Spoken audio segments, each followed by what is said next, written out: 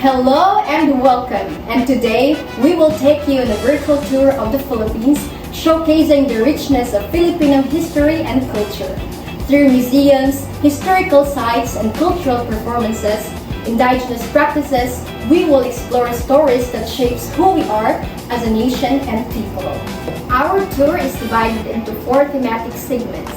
Each segment highlights places, traditions, and practices that reflects the Filipino spirit from pre-colonial times to the present. Let's begin our journey. First, we have the National Museum of Fine Arts located on Padre Burgos Avenue inside Rizal Park in Manila.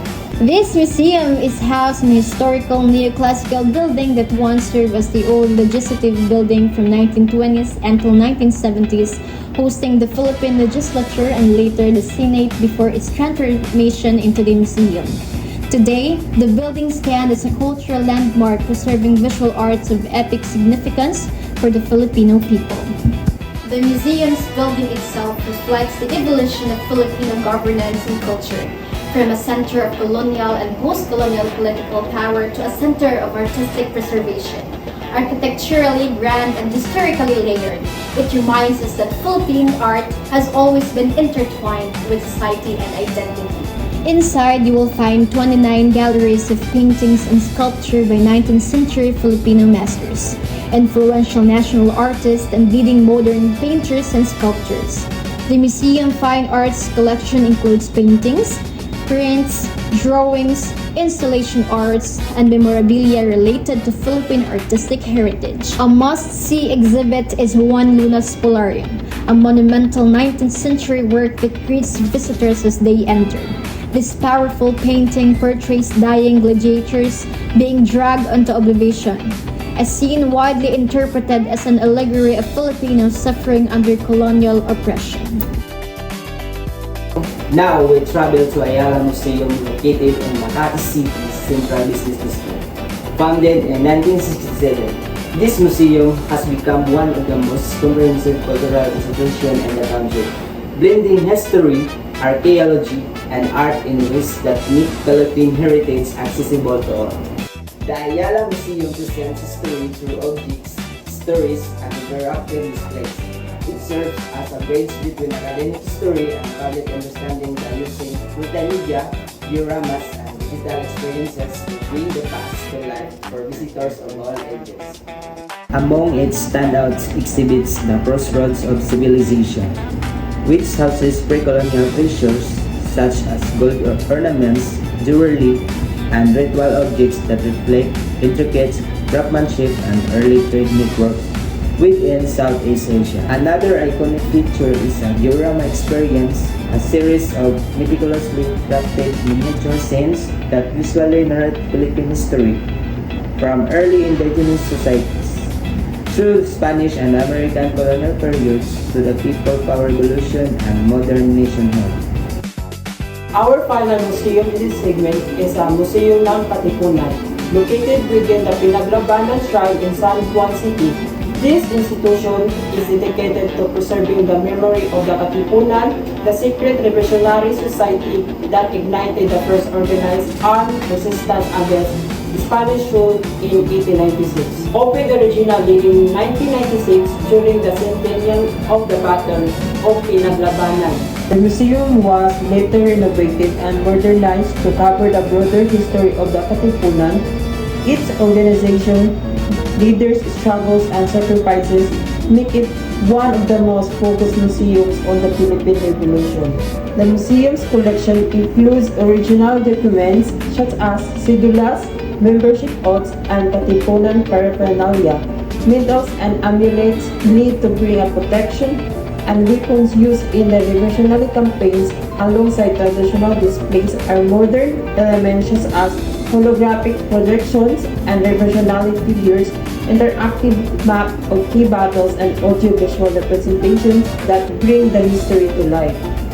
This museum connects visitors directly with the birth of Filipino nationalism and the grassroots organizations that challenge Spanish authority. Its artifacts and multimedia presentations highlight how ordinary people united under common ideals to forge a nation. We enter Fort Santiago, one of the most emblematic historical landmarks in the Philippines.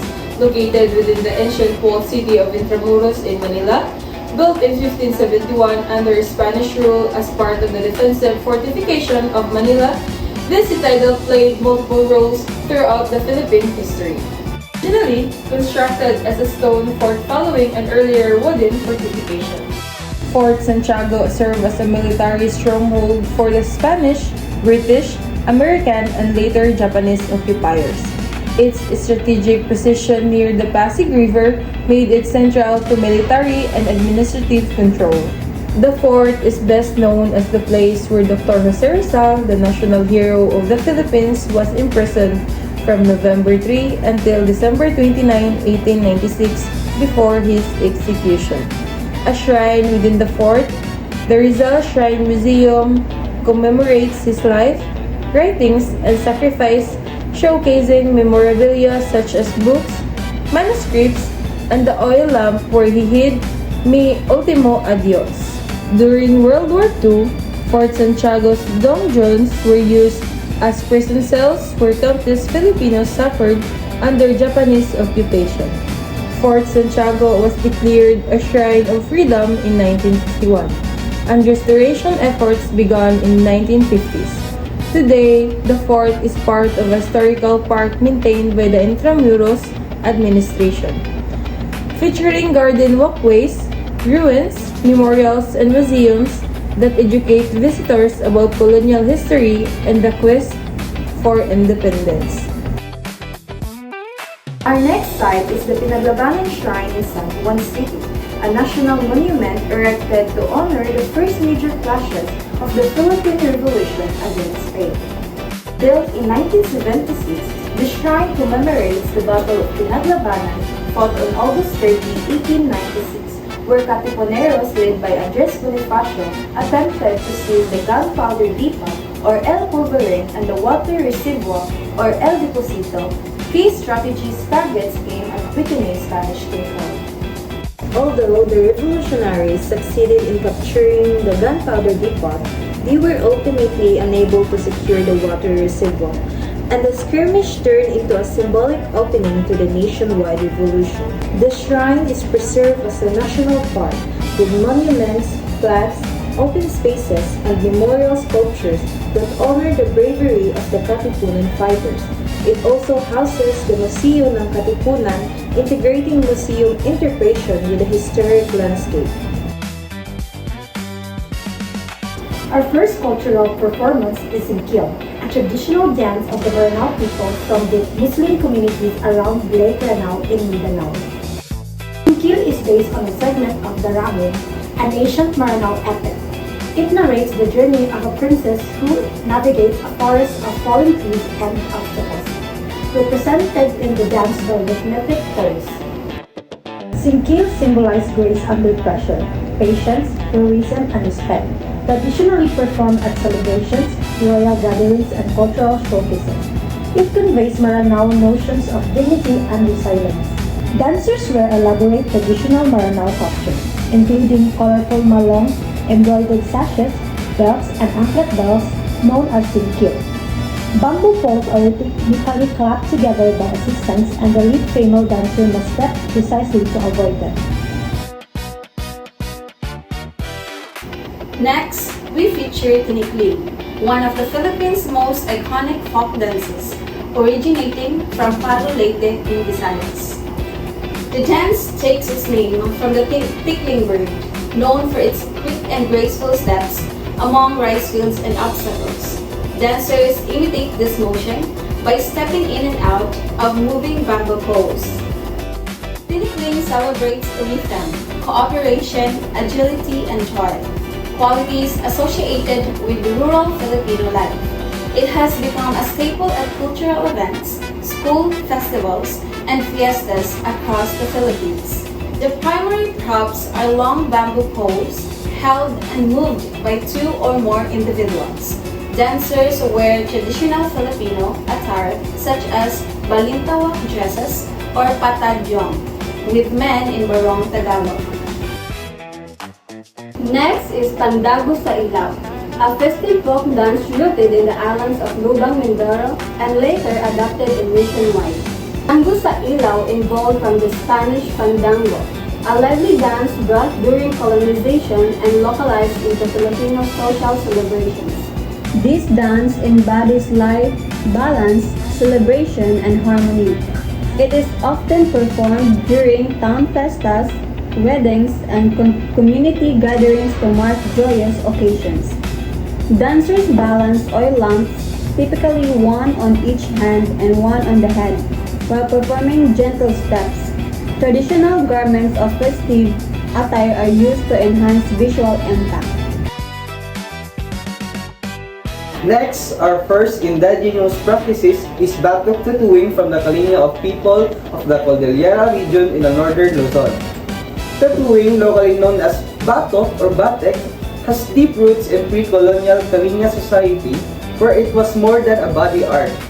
It marked the achievements, bravery, and social status. Historically, a young warrior earned status after participating in headhunting expeditions, and designs were believed to provide a spiritual protection and help ancestors recognize the wearer in the afterlife. So the Kalinga used traditional tools like citrus thorns or carabao horns, instruments dipped in soot-based ink, tapping them into the skin with rhythmic movements accompanied by chanting. So each design carries symbolic meaning. Centipedes might signify protection, while rice bundles represents abundance. These practices also carries cultural symbolism today. In the famed Mambabatok, Apu Wangod has helped revive interest in the artistic traditional worldwide. Another remarkable practice is the tinalak dream weaving of the Tivoli people from the south of Cotabato. This tradition centers around weaving abaka clothes with pattern received by the female weavers in the dreams, believed to be the gift of their goddess Fulani. Tinalak weaving has deep historical and spiritual roots. The Tivoli view the clothes as an embodiment of their culture identity, reflecting their myths, belief, and connection to the natural and supernatural worlds. The process involves carefully preparing abaka fibers, dyeing them with natural colors using dye resist or ikat technique, and weaving them on a backstrap loom to match their dream-inspired design. To finish, the cloth plays an integral role in life events such as birth, marriage, and funeral, signifying protection, blessings, and continuity. Our third indigenous practices came from the Ipugo people of Ipugo province in the Cordillera region, specifically their rice terrace farming tradition exemplified by the Banawi rice terraces. These terraces carved by ancestors over 2 millennia ago represents a remarkable indigenous engineering and agricultural systems developed with minimal equipment. They reflect an enduring cultural belief in harmony with nature and ancestral spirits who are involved in rituals to ensure successful harvest and community well-being. The terraces are irrigated to ancient forest flood system, maintained collectively by the community and surrounded by cultural ceremonies that honor the land and uphold agricultural tradition. Additionally, the Ipuga practice related rituals such as the Punok Harvest Tag-of-War celebration, which marks the end of the rice cycle and reinforces communal unity and thanksgiving. Thank you for joining us in this virtual tour of the Philippines. We hope this journey through museums, historical sites, cultural performances, and indigenous practices has deepened your appreciation of Filipino history, identity, and cultural diversity. The Philippines is not just a place on a map. It's a living archive of stories, expressions, and traditions that continue to guide and inspire its people.